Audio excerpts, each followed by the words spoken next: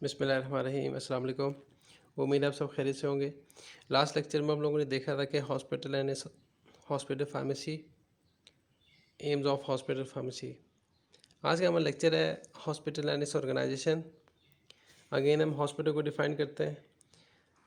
The hospital can be defined as health care unit which incorporate a combination of specialized scientific equipments and functioning through trained and certified health care professionals working as a team for the common purpose of providing medical services to the population. Organization of hospital. Organization is defined as a dynamic process in which various managerial activities bring and bind people together for the achievement of common goals and objectives.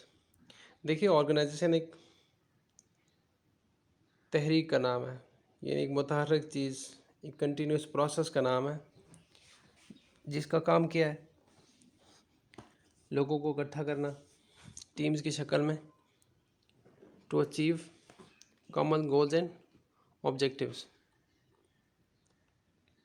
ہر ادارے کا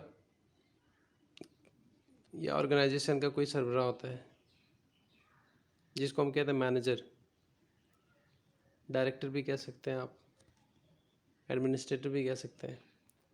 لیکن hospital pharmacy یا hospital کے اندر جب ہم لوگ hierarchy کی بیس پہ آرگنائزیشن کو کلاسیفائی کرتے ہیں تو سب سے پہلے ہمارے پاس آتا ہے ایڈمنسٹریٹر، سیکنڈ ڈائریکٹر ہے، اور اس کے نیچے جو میڈیکل سٹاف کام کر رہی ہوتی ہے.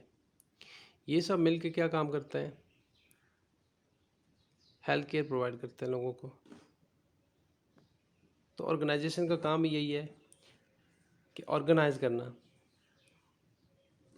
لوگوں کو اکٹھا کرنا ٹیمز کی شکل میں، اور ان کو مختلف سربراہی کام سونپ کے اپنے کامن گولز اینڈ آبجیکٹیوز کو اچیو کرنا ہوتا ہے. ڈفرینٹ ہاسپٹلس کی ڈفرینٹ مینیجنگ سسٹمز ہوتے ہیں، اور اس کے ساتھ ساتھ ڈفرینٹ مینیجرز بھی ہوتے ہیں. تو اس مینیجر کو جو موسٹ امپورٹنٹ باڈی ہوتی ہے ہاسپٹل کے اندر، گورننگ باڈی کہتے ہیں. اب گورننگ باڈی کون ہوتا ہے وہ ہم آگے دیکھتے ہیں کہ گورننگ باڈی کس کو کہتے ہیں. آپ اس کو مینیجر کہہ سکتے ہیں، آپ ایڈمنسٹریٹر کہہ سکتے ہیں، یا ادارے کا جو سربراہ ہوتا ہے اس کو ہم لوگ کیا کہتے ہیں، گورننگ باڈی کہتے ہیں، یا بورڈ آف ڈائریکٹرز بھی کہتے ہیں اگر پرائیویٹ ہاسپٹلس کی بات کی جائے. بورڈ آف ٹرسٹیز بھی کہتے ہیں. کوئی چیریٹی ہاسپٹل ہے اس کا جو سربراہ ہوگا وہ بورڈ آف ٹرسٹیز ہوگا. اب اسی طرح گورنمنٹ ہاسپٹلس کے اندر آپ کا سپریڈنٹ ہے، میڈیکل سپریڈنٹ، جو کہ ہاسپٹل کی ایکٹیویٹیز کو مینیج کر رہا ہوتا ہے، ٹیمز بنا رہا ہوتا ہے، ان کو پالیسیز دے رہا ہوتا ہے، پالیسیز کی بیس پہ پلانز بنا رہا ہوتا ہے، پلانز کی بیس پہ ڈفرینٹ پروگرامز کو ترتیب دے کے اپنے کامن گولز اینڈ آبجیکٹیوز کو اچیو کرتا ہے. یہ میڈیکل سپریڈنٹ کون اپوائنٹ کرتا ہے؟ Health ministry. آپ کی جو ہیلتھ منسٹری ہے وہ میڈیکل سپریڈنٹ کو اپوائنٹ کرتی ہے ٹو آرگنائز یا پھر direct the hospitals activities. Military hospital کے اندر کمانڈنگ آفیسر ہے جو ہاسپٹل کو مینیج کر رہا ہوتا ہے، اور پرائیویٹ ہاسپٹل کے اندر ایک آرگنائز گورننگ باڈی ہوتی ہے جس کو ہم نے پہلے ذکر کیا کہ بورڈ آف ڈائریکٹرز ہو یا بورڈ آف ٹرسٹیز ہو، وہ ہاسپٹل کے جو انتظامی کام ہیں ان کو دیکھ رہا ہوتا ہے. اب ہم نے ذکر کیا گورننگ باڈی. گورننگ باڈی کس کو ہونا چاہیے؟ یہ کسی بھی ادارے کا جو مینیجر ہے، سربراہ ہے. اسپیشلی ہیلتھ کا جو یونٹ ہے اتنا سینسیٹیو ہے، جہاں پہ لوگوں کی زندگی کے لیے کام کیا جاتا ہے، اتنے سینسیٹیو ایریا میں کس کو سربراہ ہونا چاہیے، کس کو ہم گورننگ باڈی کہہ سکتے ہیں، اس میں ایسی کون سی خاصیت ہونی چاہیے. تو وہ 3-4 بنیادی چیزیں ہیں جس کی بیس پہ ہم کسی بھی شخص کو کسی ادارے کا سربراہ یا گورننگ باڈی یا مینیجر آپ کہہ سکتے ہیں، ایڈمنسٹریٹر کہہ سکتے ہیں، اس کو ہم مقرر کرتے ہیں. تو سب سے پہلی بات یہ کہ وہ بہت ہی ہوشیارانہ آدمی ہو.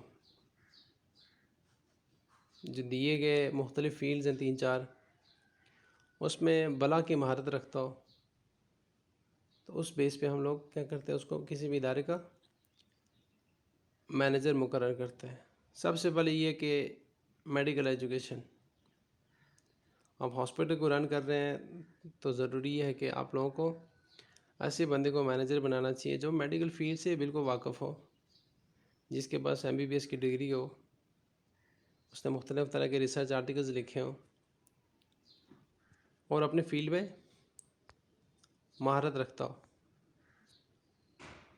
یا پھر وہ بندہ جو ریسرچ ورک اس کا بہت اسٹرانگ ہے، لائک کہہ لیجیے کوئی سائنٹسٹ ہے جو میڈیکل فیلڈ کے بارے میں بہت زیادہ جانتا ہے، اس کو چلانا پڑتا ہے، ایڈمنسٹریشن میں اس نے بہت زیادہ ریسرچ کی ہوئی ہے، ایک اچھا مینیجر ہے، اس شخص کو بھی ہم لوگ ایز اے گورننگ باڈی مقرر کر سکتے ہیں۔ لازمی نہیں کہ اس بندے کے پاس MBBS کی ڈگری ہو، بلکہ لازم یہ ہے کہ وہ اس فیلڈ کے بارے میں بہت کچھ جانتا ہو، جو مینیجریل ایکٹیویٹیز ہیں، ٹیم کیسے بنانی ہے، ان کو آرگنائز کیسے کرنا ہے، پالیسیز کیسے بنانی ہے، پھر ان پالیسیز کی بیس پہ پروگرامز کیسے ترتیب دینے ہیں، ان سب چیزوں کے بارے میں وہ اس کا جو تجربہ ہے، تجزیہ ہے، وہ بہت زیادہ اسٹرانگ ہو، تو ہم اس شخص کو ایز اے آرگنائزنگ باڈی یا گورننگ باڈی مقرر کر سکتے ہیں۔ تیسرے نمبر پہ ایڈمنسٹریشن، کچھ لوگوں میں یہ خاصیت ہوتی ہے کہ وہ اچھے ایڈمنسٹریٹر ہوتے ہیں، تو ان کو بھی ایز اے گورننگ باڈی ہم لوگ مقرر کر سکتے ہیں۔ اور آخر پہ ہماری مت ماری جاتی ہے کہ ہم پولیٹکس کو ہیلتھ سیکٹر میں لے آتے ہیں،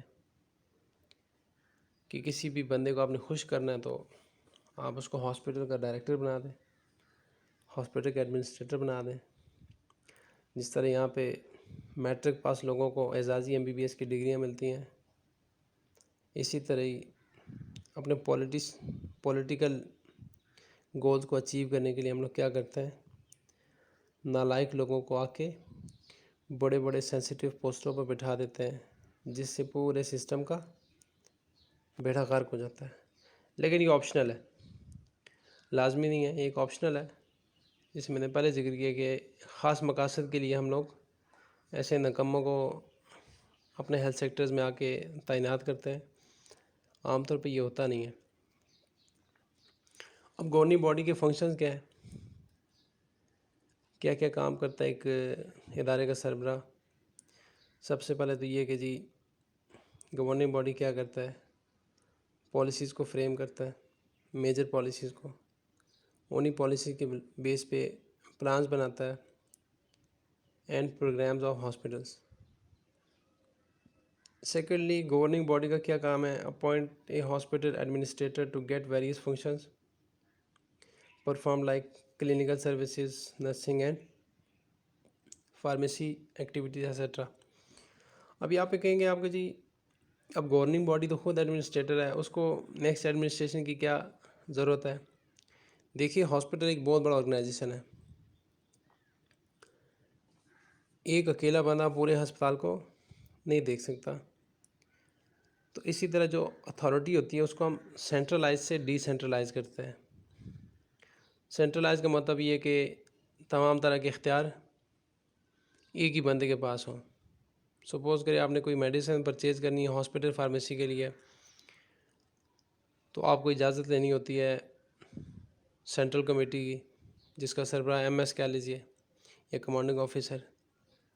یہ تمام طرح کی جو ایکٹیویٹیز دن بھر کیری آؤٹ ہوتی ہیں ہاسپٹل کے اندر، تو سب کو وہ ایک ہی بندہ دیکھ رہا ہو، اس کو کہتے ہیں سینٹرل اتھارٹی۔ یہ اتنی کامیاب نہیں ہے، آپ اپنے کام کو اتنا اچھی طریقے سے سر انجام نہیں دے سکتے، تو جو ادارے کا سربراہ ہوتا ہے وہ کیا کرتا ہے کہ اپنی جو اتھارٹی ہوتی ہے اس کو ڈی سینٹرلائز کر دیتا ہے۔ ڈی سینٹرلائز کا مطلب یہ کہ میڈیکل ڈپارٹمنٹ کے ایک سربراہ مقرر کر دے، فارمیسی ڈپارٹمنٹ کا اور سربراہ مقرر کر دے، یعنی مختلف ڈپارٹمنٹس کے اندر ڈیفرنٹ مینیجرز اپوائنٹ کر کے جو وہ اس ڈپارٹمنٹ کے ہی ایکٹیویٹیز کو دیکھے۔ پھر مینیجرز بھی جو ہوتے ہیں وہ اپنے انڈر جو میڈیکل سٹاف ہوتا ہے ان کو مختلف طرح کے شارٹ گولز دیتے ہیں تاکہ وہ اپنے ٹارگٹ کو اچیو کر سکیں. تو یہ دو فنکشنز ہوتے ہیں گورننگ باڈی کے، ایک تو پالیسیز بنانا، پلانز بنانا اور ہاسپٹل کے پروگرامز بنانا. سیکنڈلی کیا کہ وہ ڈفرینٹ مینیجرز کی یا ہیڈ آف ڈپارٹمنٹس کی ان کو اپوائنٹ کرنا تاکہ وہ اپنے اپنے ڈپارٹمنٹ کی سروسز کو اچھے طریقے سے سر انجام دیں اور اپنے گولز جو ہم نے پہلے پڑھ چکے اپنے بیسک گولز اینڈ آبجیکٹیوز کو اچیو کر سکیں.